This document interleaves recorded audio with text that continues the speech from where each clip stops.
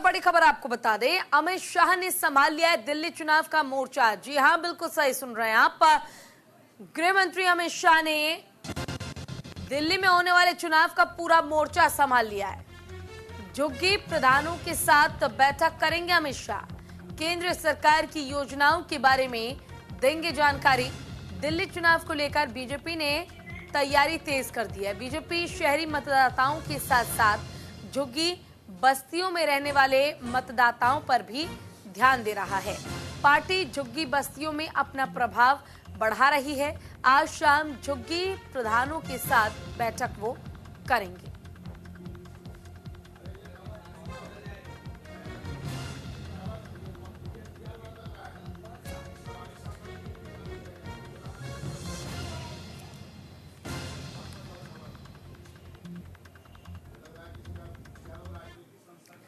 तो देखिए, गृह मंत्री अमित शाह ने चुनावी मोर्चा संभाल लिया है। विधानसभा चुनाव को लेकर तैयारी तेज हो गई है। मतदाताओं को लुभाने की पूरी कोशिश की जा रही है और झुग्गी बस्तियों के साथ बैठक करेंगे अमित शाह। केंद्र सरकार की योजनाओं की पूरी जानकारी दी जाएगी और चुनाव में झुग्गी झोपड़ी मतदाताओं की महत्वपूर्ण भूमिका रहती है। बीजेपी ने चलाया था जेजे क्लस्टर में रात बिताने का अभियान।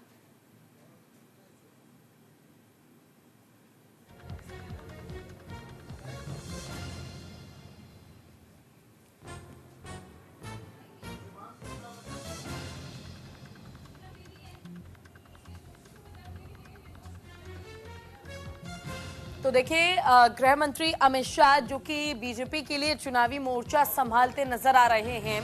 अगर हम बात कर लें दिल्ली की, तो दिल्ली की 70 सीटों पर होने वाले विधानसभा चुनाव के लिए खुद गृह मंत्री अमित शाह अब मैदान पे आ चुके हैं। वो झुग्गी प्रधानों से मुलाकात करने की बात कर रहे हैं। चलिए, इसी पर ज्यादा जानकारी के लिए हमारे साथ हमारे संपादक ओम प्रकाश जी जुड़ गए हैं। सीधे उनका रुख कर लेते हैं।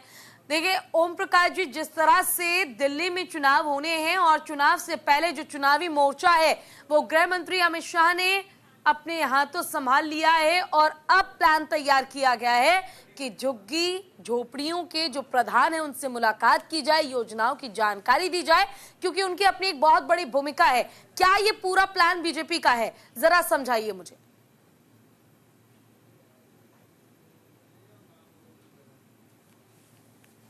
उसमें एक बहुत बड़ा हिस्सा जो है इन झुग्गी झोपड़ियों से समर्थन मिला था, इसलिए बीजेपी ने टारगेट किया है इन्हीं झुग्गी झोपड़ियों में। और इस बार बीजेपी ने, जैसे कि इन झुग्गी झोपड़ियों में माना जाता है कि ज्यादातर पूर्वांचल और दूसरे राज्यों से जो माइग्रेट करके लोग आए हैं या लेबरर्स हैं या जो मजदूर हैं जो दिल्ली में काम करते हैं वो लोग रहते हैं।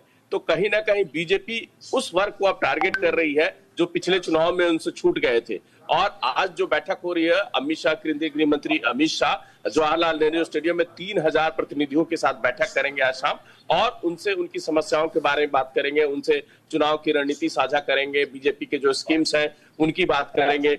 हाल ही में जो प्रधानमंत्री ने पक्के मकान बना दिए थे उनकी बात करेंगे, झुग्गियों के विकास को लेकर बातचीत करेंगे और कहीं ना कहीं इनमें जो पूर्वांचल और दूसरे राज्यों के जो लोग रहते हैं वो दिल्ली के एक बहुत बड़े वोटर हैं, उनको रिझाने की कोशिश होगी।